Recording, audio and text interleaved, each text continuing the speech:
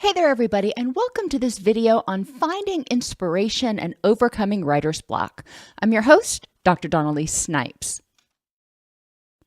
Interestingly, this was a question that came up in response to the video on stopping ruminations. Somebody had asked about, well, my problem isn't that my mind is talking too much, it's that my mind is completely blank. So we're going to talk about that today. Problem part one. There are multiple parts to this question. The creativity block. The person said, when I tell myself consciously, I'm going to be creative and original right now, all of my thoughts and creativity disappear and I get absolutely stuck with not a single thought in my head. All right. Well, let's look at why that might happen. Creativity, unfortunately, doesn't happen on cue.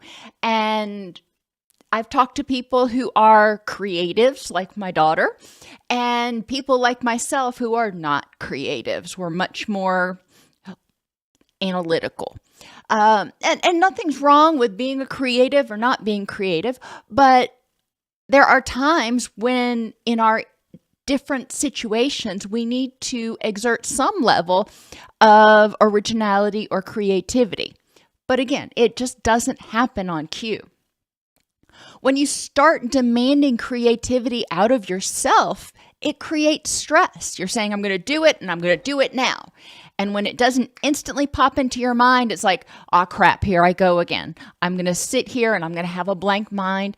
And then your brain just kind of shuts down. It says, overload, overload, turn off the system.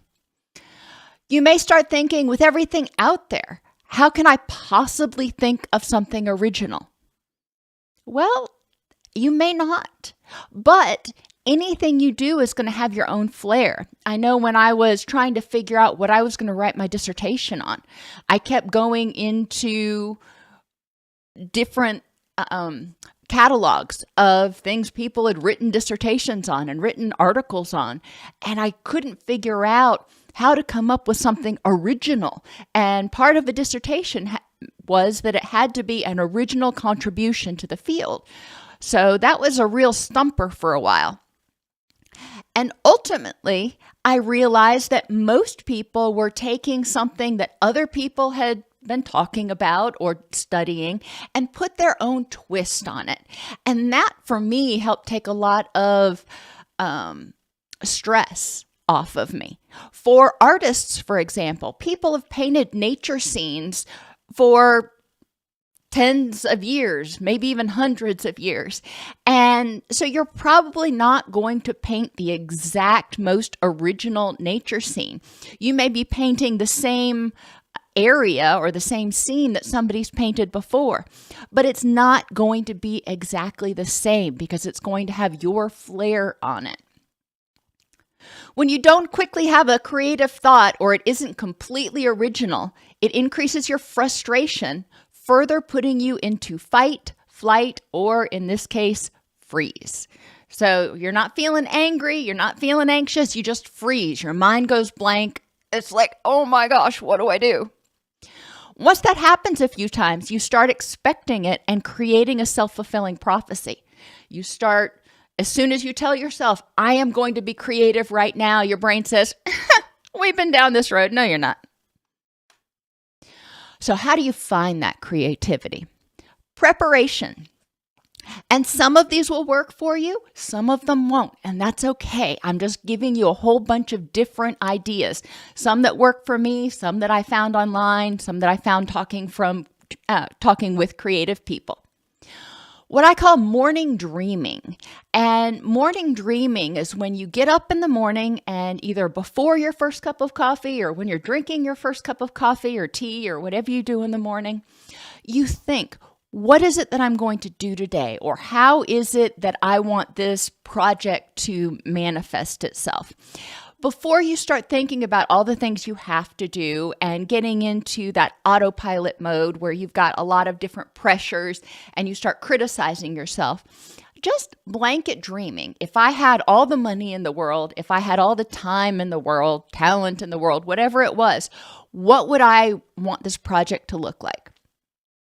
Now that may not work for you. You may still be stuck going, I have no clue. Okay, that's fine. Open awareness meditation is another thing that can be helpful for a lot of people, especially with more creative endeavors. Instead of focusing your attention on one thing, like a candle flame or a spot on the wall, open awareness meditation encourages you to just be and to notice everything, not paying any particular attention to one thing over another, just kind of being immersed in the moment. That can help you develop a greater awareness of things that you generally filter out. Now, for me, open awareness meditation can be annoying because I'll be sitting in the living room and I'll be paying attention to everything just as it is, and I'll suddenly start to notice that there's a dust bunny here, or that I need to vacuum or something else. And that is counter to what you're supposed to be doing with open awareness meditation. So it doesn't work for everybody. I encourage you, if you're a little structured with cleaning like I am, if you're going to do this, do it outside. Do it in a place where you're not going to look and go, oh, that needs to be cleaned. Use an idea folder, what I call browse and clip. You're looking for inspiration, not competition. When I am getting ready to design a new website, I am not going to come up with a completely original website. And you know what? I don't really want to, because there are things out there that work and things out there that don't work. So I want to build off what works, but I want to make it my own. So I will go to other related websites. Like when I was making Doc Snipes, I went to other counseling related websites, and I looked and I said, what is it that I like about this? And what is it that I don't like about this website? And I would take screenshots and I'd make little notes about it, trying to figure out what it was that I wanted to do. When I got closer to doing it, I would go into the themes that were available to me, because I'm not a from scratch coder. And I started identifying, what is it that I like about this theme? What is it that I like about this other one? What don't I like? Trying to figure out what is it that I like. And then taking all those things that I've clipped, either mentally or actually, with clipped as with screen capture or something. And I try to figure out what it is that I want to make all those things merge together and look like. You want to strive for progress, not perfection. When I've done websites before, I started designing websites back in 2001. Okay. So you can think about what websites looked like back then. If you don't remember, go to internetarchive.org, and you can see a lot of websites circa 1999, 2000, 2001, and they were pretty awful. They were pretty basic. So it's important to recognize that you can revamp, you can redesign your website. Once you get it up, then you can use it. You can have other people use it and tell you what is it they like, what is it that they don't like, and then you can modify it. The same thing is true if you're doing interior design, or if you're painting, or if you're doing other things. Now, with painting, you may not be able to change the painting itself. You may have to do a different one. But once you have something done, it doesn't mean it, in most cases, that it's set and done forever. You can always revise it. If you're writing an article, if you're writing a book, if whatever it is, you can usually revise it. Even if you're building a house, you can remodel. It may take a bit, but you can remodel. Keep a jot pad with you at all times. Now, again, creativity can be in a lot of different forms. But if you keep a jot pad with you, then if you have a flash of inspiration, write it down. It could be triggered by a song you hear, or something you see, or a commercial, or who knows. But if you have that jot pad with you, then you can write it down, add it to your browse and clip folder, and then use that to inform your project. Spend time with other creatives brainstorming. That doesn't mean brainstorming what you are going to do for your project. You've already hit a block there. So instead of trying to run up against that blockade, say, okay, let's just get together and get our creative juices flowing, so to speak. You may get together with them if you're trying to design. Maybe you're all website designers, or maybe you're not. Talking about what would a website with a nature theme look like? We all go to websites, so everybody has opinions about what they might want to see if they were going to a website for the National Park Service, for example. Or what would you do in order to take a photo that shows X concept? Maybe it shows somebody pondering what they're supposed to be doing, or it shows somebody expressing frustration, or, okay, those are feelings, and there are a lot of other things you can do. But you can go to like Pexels, and you can find different concept photos, and you can look at them and say, okay, I kind of get that concept, but I might show that concept this way.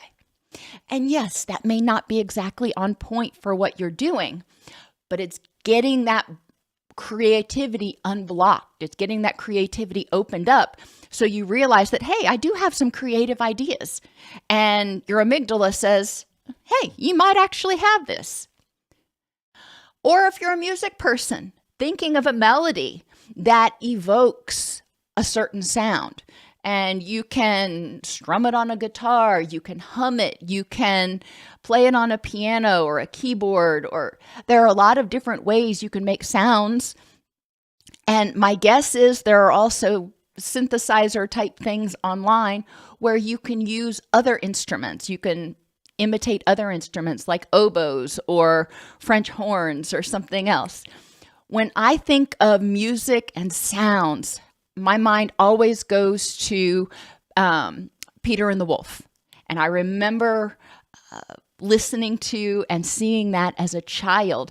And the songs in Peter and the Wolf are so very emotive. Thinking about if you were going to design or write a melody, it doesn't have to be a song, it doesn't have to have lyrics, but what instruments would you use to convey that message? Try to get inside the mind of another creative. And I know a lot of people do this when they go to the Louvre or something like that. What was this person thinking when they painted this? What was this person thinking when they programmed this or when they wrote this story?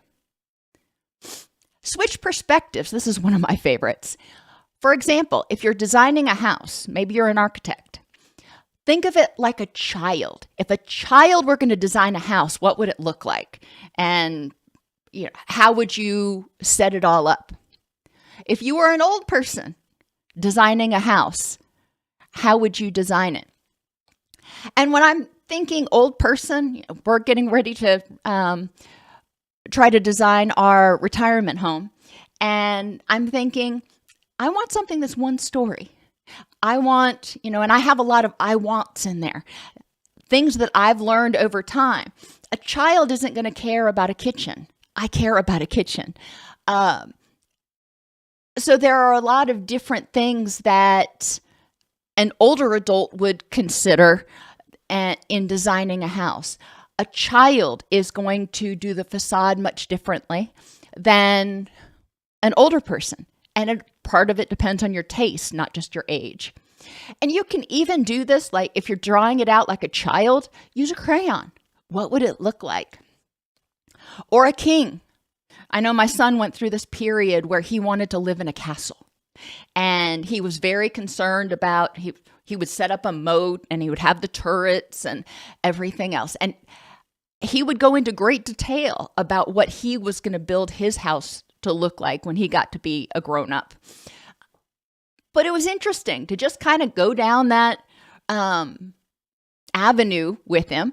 And sometimes we would even get online and look at castles that had already been built and see what had already been done. And again, he would kind of clip and in his mind what he saw and said, oh, I like that.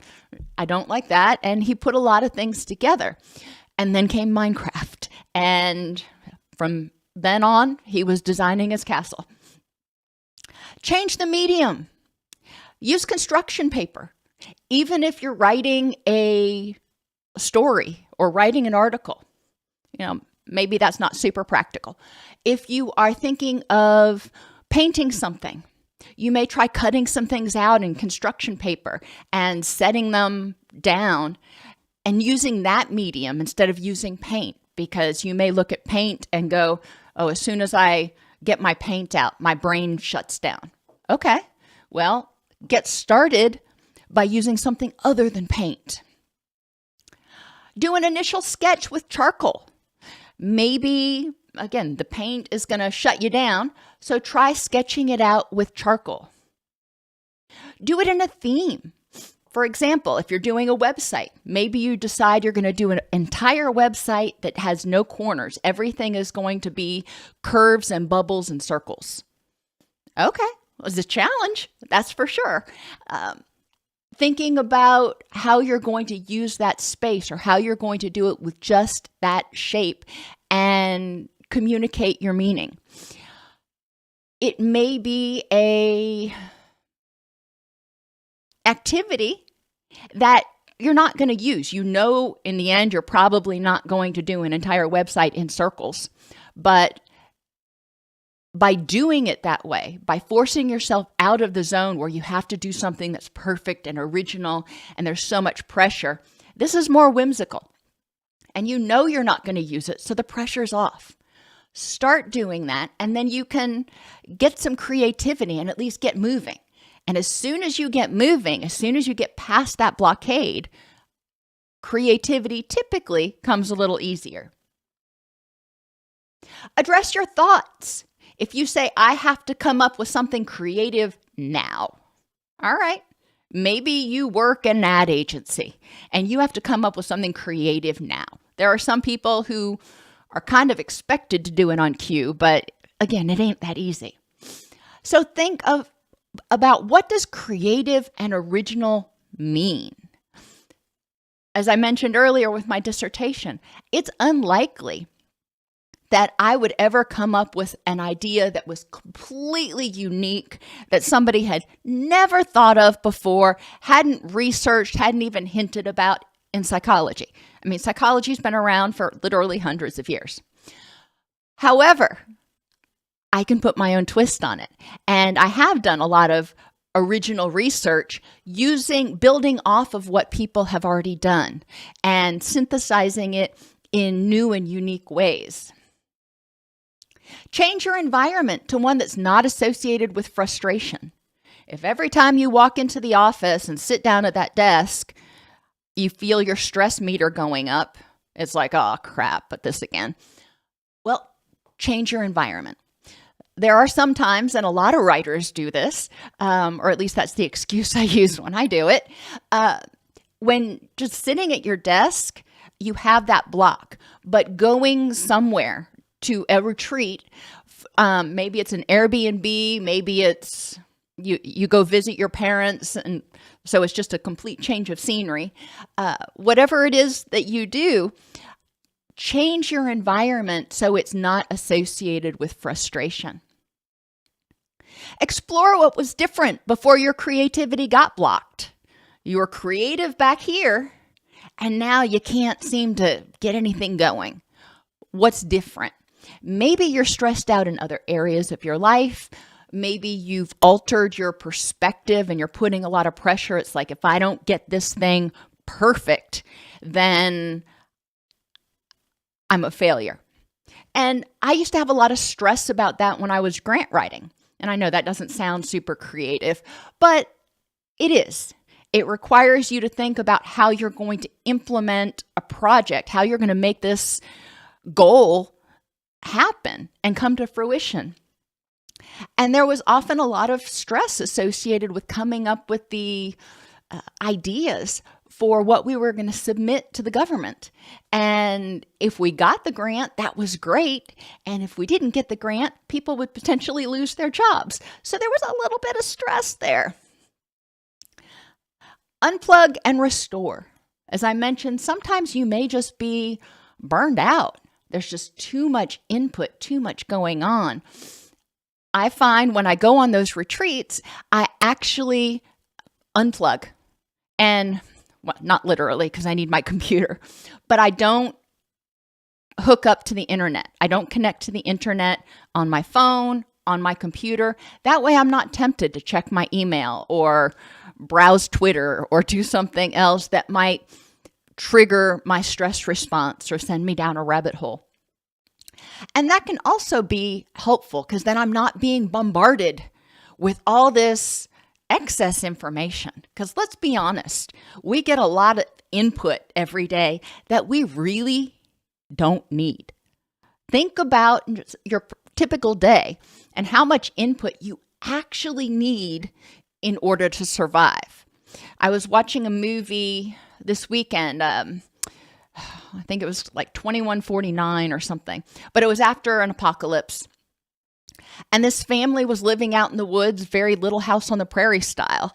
And I started thinking, oh, how awesome would that be? They didn't have connectivity to everything. They relied on themselves to be aware of what was going on. Think Little House on the Prairie. They didn't have internet either, but it was a village, if you will, and they helped each other and they relied on each other, but what was going on in town was not in their face all the time.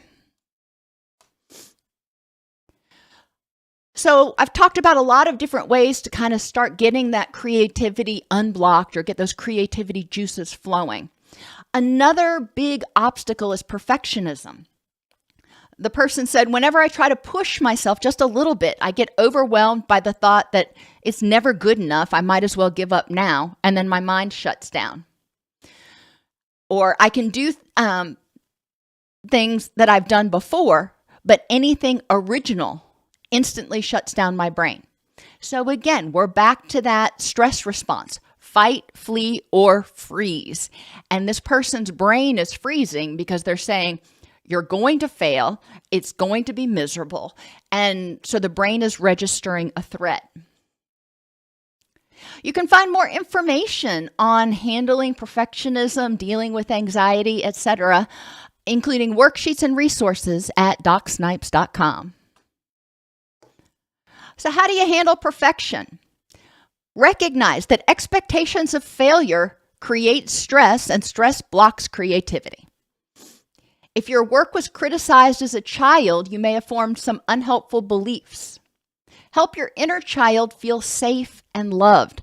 A lot of us, our first experiences with creativity were just that, drawing with crayons and cutting and doing other things. And if we met with a lot of criticism, then we may question our ability to be successful at being creative. Or if a lot of pressure was put on us to be creative, if you don't perform perfectly at this recital, you're a failure, or I'm going to be mad at you, then you may have formed ideas about performance. And if I'm not creative, if I don't do this perfectly, then I am a failure. It's important to unhook the behaviors or the event from yourself. Unhook that. If you fail at this task, if you don't come up with anything creative, all right, you don't. Let's go back to that ad agency. If you come up with some ideas to present to the client may not like them. That doesn't mean you are a failure. It means the client didn't like your ideas. They fell flat. Maybe you didn't get the account. Maybe you did not succeed at getting the account, but you did not fail as a human being. Again, help that inner child feel safe and loved. When you are a creative, you're being vulnerable. Being creative means putting out part of yourself that is original and unique and saying, hey, what do you think about this? And that can make you feel very vulnerable. So it's important, again, to unhook from the behavior themselves. If somebody doesn't like what you did, they don't like what you did. It's not that they don't like you. They don't like what you did.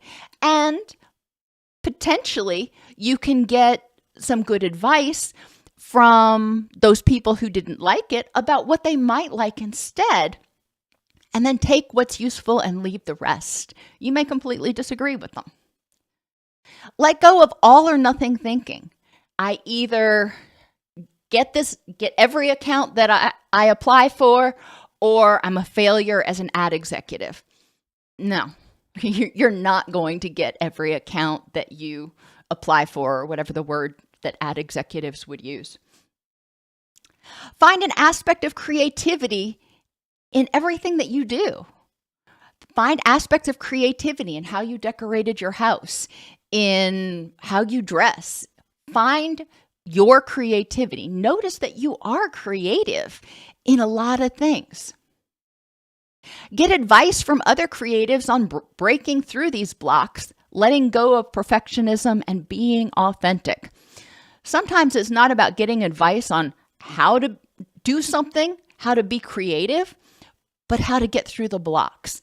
And some of the things that I saw online were suggestions that I read, and I'm like, well, if I'm already having trouble being creative, then doing writing prompts might make me feel more thwarted because I wouldn't know how to finish the sentence. If you try something to unblock your creativity and you start to feel blocked, pivot. Say, okay, this one's not going to work. Let's try something else. Learn from the past. Who said it wasn't good enough? Was it you looking at your drawing and comparing it to other people in your class and going, yeah, it's not good enough? Or was it somebody else saying, that's a C or a D at best? That really hurts a kid, especially with creativity, because again, they are being vulnerable. They're doing something that is unique and different. Be more specific. What was not good enough? So ask the person, okay, you said that this was a C or D paper or painting or whatever it is. What about it could be improved? How would you improve it if you were writing it? Take what's useful, leave the rest. You'll hear some things, and if you agree, great. Add those to your little clip it file. If you don't agree, let it go. Learn from your mistakes and evolve. You're going to make mistakes. You're going to do things that you look back on and go, oh my gosh, how could I have done that? Or that was a poor choice to do this here when I probably should have done this. Okay. You can evolve. We're looking at progress, not perfection. We're looking at evolution of skills and creativity.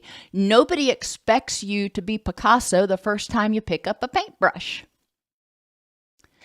Decide what good enough means.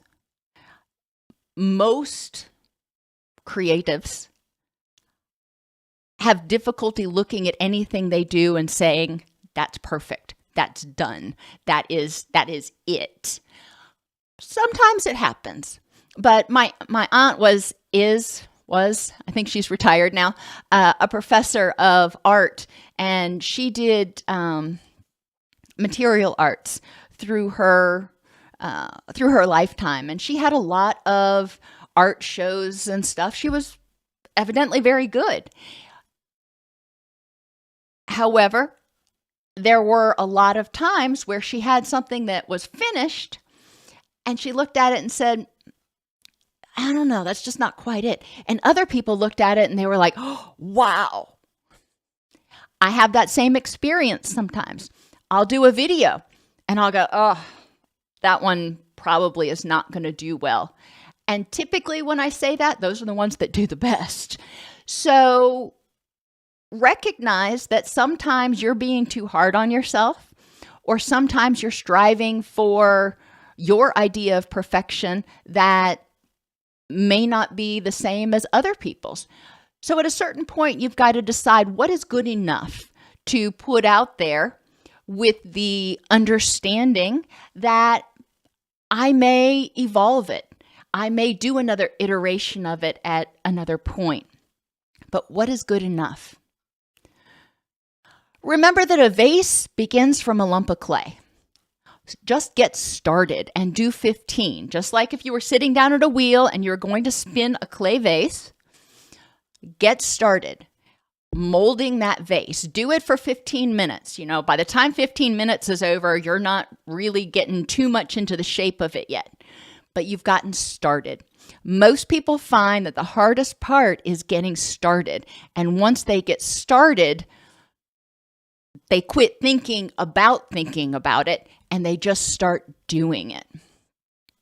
And then evaluate and modify it as needed. Until you put that vase in the kiln, you can still modify it pretty easily. The same thing is true for most things. And I say most because if you're doing sculpture or paintings, it may be harder to modify. But, his name escapes me. Bob Ross used to refer to mistakes as happy little accidents. And he would modify. It's like, oops, I got a little splash of paint up here. We'll just make it a bird. Modify as needed. And finally, problem 3, depression. I can think maybe for an hour, like really well, during a week. Lately, I rarely have anything to say to people, even if the conversation has already been going for a minute.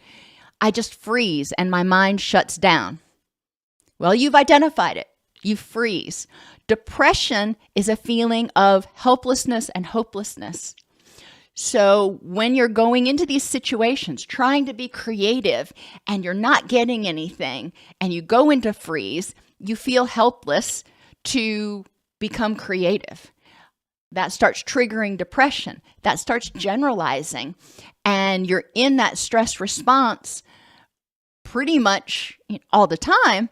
Then when you're around other people, it's hard to think of anything. Your brain is just kind of frazzled and almost afraid to try to engage in conversation because it's afraid that it will lose its train of thought, if you will. So finding hope is the final aspect. Developing a sense of hopelessness and helplessness can lead to depression, including impaired sleep and brain fog. When you're feeling depressed or when you're feeling anxious or frustrated because you're not creative and then you're feeling hopeless to change that, you're struggling with all those feelings, it's likely going to impair your sleep. Impaired sleep is going to impair your cognitive abilities. It's going to cause brain fog. And I've got other videos that explain why that is, but let's just stay with that. It's going to. Keep a log of your successes. What's different leading up to the days that you have a moment of inspiration? Did you get better sleep? Are you eating better?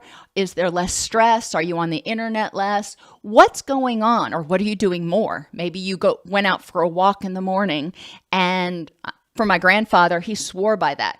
He said that got his brain cleared and ready for the day if he went out and did his 5-mile run every morning. Reduce as much stress as possible in other areas of your life. You want to not be in fight, flight, or freeze all the time. You need time for things like GABA and serotonin and endorphins to kind of build up. You need the opportunity to feel good. And feeling good will help you balance your neurotransmitters. And try to turn have-tos into opportunities. For example, if you have to go to a meeting today, may not be looking forward to it. All right, so how can it be an opportunity? Maybe you can use the time to people watch.